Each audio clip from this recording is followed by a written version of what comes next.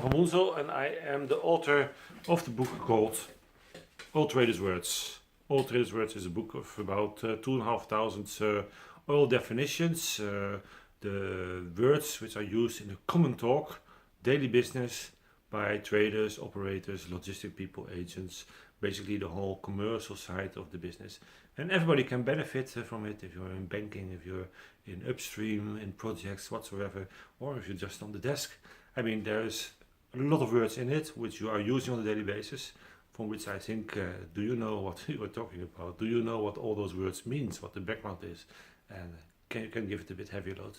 Go to Amazon.com, there you can find the book, or Google it, All Traders' Words, and you will find my website with more information, but take a decision. Today I just like to explain one of the many words which is in the book, and it's actually basically the gasoline production at a refinery. When you see a lot of pictures of the distillation column, then you see that it's producing gas, gasoline, jet, diesel, fuel oil, and then there's some residue. The thing is that the gasoline you see often also naphtha in the same column. What is it then, gasoline? Is it distillation and then there's gasoline coming out of it? No, that's not the way, and a lot of people in the refining business know that, but do you know that as an operator or as a person working in the commercial side of the business? Just to explain, naphtha comes out of the refinery. That is from the distillation. Sometimes they call it also virgin naphtha. So just intact molecules, and the naphtha is actually a very good feedstock for petrochemical industry, because that naphtha can be cracked and they can make plastics and all stuff out of it. But we want to make gasoline. So we have to look at a bit at what is the price of the naphtha, what is the price of the gasoline. When the economy is very strong, then there's a lot of need for luxury products, and then therefore there's a lot of need for plastics, which increases the price of naphtha.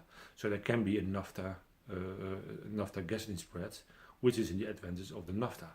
It means also that more naphtha goes there where it's needed.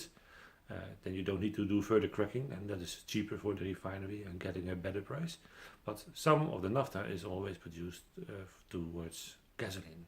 How does it work? Basically, that naphtha goes into different processes. It goes to reformers, it goes to alkylation processes, it goes to isomerization processes. It goes to several processes in the refinery.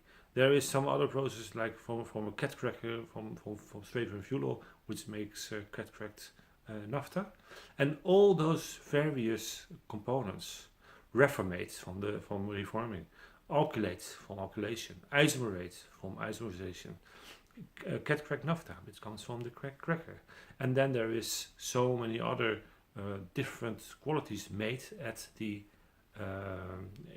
refinery. All those qualities of the different components, because from now on we're gonna call them components. It's not product, it's components, it's blending components, because as an oil or liquid as such, you cannot do much with it. So all those various qualities, they are stored at the refinery, and the refinery can blend them in a tank. Take, for example, as a basis cat cracked naphtha, and you have to look at the octane, and you have to look at the RVP, and you have to look at the density, and the aromats, and the benzene, and there are so many specs what you have to look at. And all those different components are mixed together.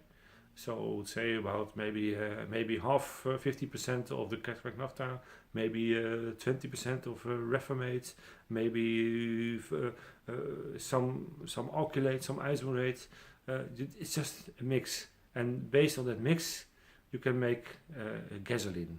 And the finishing touch of the gasoline is often the butane, because the butane is very volatile. It has makes a high RVP, but it has a very good octane. So that's important. But in the summertime, you cannot use that much butane. So maybe it's about 5%, maybe 4%. And in the winter, you can have more RVP, because then the vapor pressure of the gasoline spec is higher. So you use maybe up to 8%, 9%, depending on the different components you use. So a refinery is then producing different blending components, and they blend them together, either in a tank or they do inline blending into the vessel direct and make the gasoline. And then the gasoline specs, there is so many of them. So of course, I mean, everything there is a winter spec and summer spec, but there is in Germany, they have a 60 RVP in the summer and a 90 RVP in the winter. But in Norway, where I live, it's a 70 and 90, or 70 and 100. And in other places, it's also different. Another thing what they also put into the gasoline, which is not produced at the refinery normally, is called ethanol, because we have to make it a bio gasoline.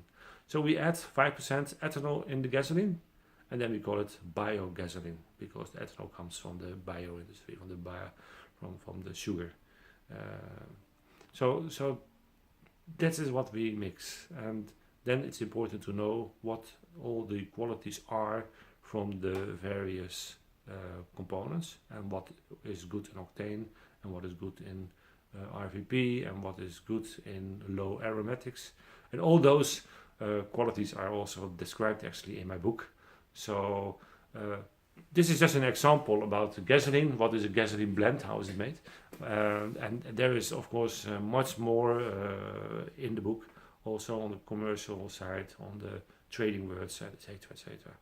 So maybe I made you a little bit curious, or maybe I hope I made you curious, and would really advise you just to look it up. I mean, looking up costs nothing.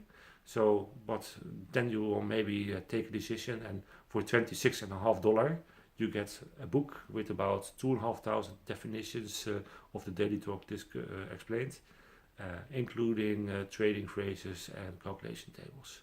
So thank you very much, all traders words. Take your decision, and I wish you a very nice day. Thank you. Bye bye.